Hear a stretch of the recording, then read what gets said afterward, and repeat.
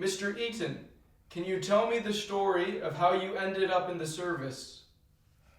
Well, brother and I, the previous year before, we were both in the citizen forces training to be machine gunners. And because we couldn't get any work down the metropolitan area, we decided to go up to the mines. And when we got to the Mount Magnet, my brother got a job at the hospital, and I got a job with a partnership with a couple of Irish blokes. They put up the money, and we went into partnerships. And then in September, we decided that there was no money in this mining business, that we'd finished with it, and we were back in Mount Magnet, and we'd both been riding in the racing bicycle races, and we all went into the SB Bookmakers hairdressing shop. And it came over the wireless that we were now at war with Germany.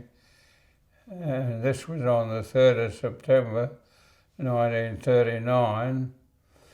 And so when we went back to when my brother was his lodgings, I said, I'm going to join up. And he said, I'm coming with you. And so on the Monday, that was on the Sunday, on the Monday, we went round and said goodbye to everybody. I hopped on our push bikes on Tuesday morning at daylight, and 2.5 days later we were in Perth.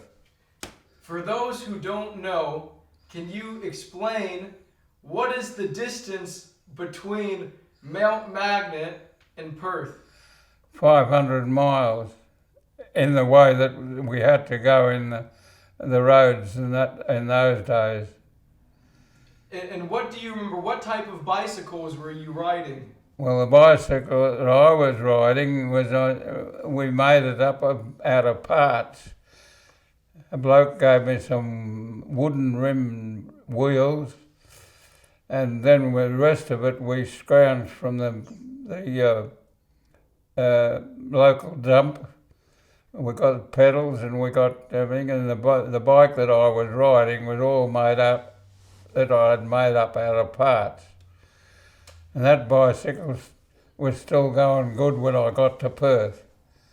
How did you make that journey though? I mean, there's not much in between Mount Magnet and Perth. Well, we never had much. We only had a billy can full of water on the handlebars, and that's all we had. We didn't carry any blankets or anything, and we only had 2 stops on the way. The first night we stopped at what was called White Wells because there was fresh water, and then the next day we stayed at Wongan Hills. We stayed in the shed at the recreation ground, and then that night we were home in Perth for tea.